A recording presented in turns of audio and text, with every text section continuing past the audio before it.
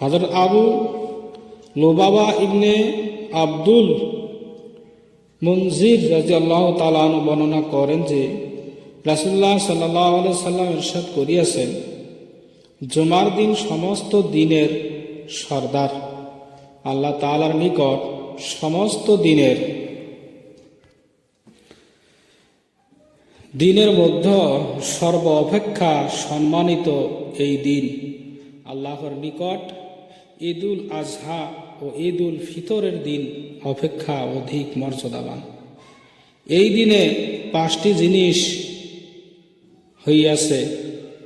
এই দিনে আল্লাহ তাআলা হযরত আদম আলাইহিস সালামকে সৃষ্টি করিয়াছেন। এই দিনে তাহাকে জমিনে নামাইয়াছেন। এই দিনে তাহাকে মৃত্যু দিয়েছেন।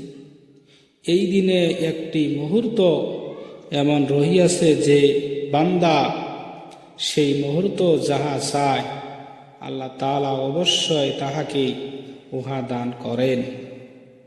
শর্ত হইল কোনো হারাম জিনিস না চায়।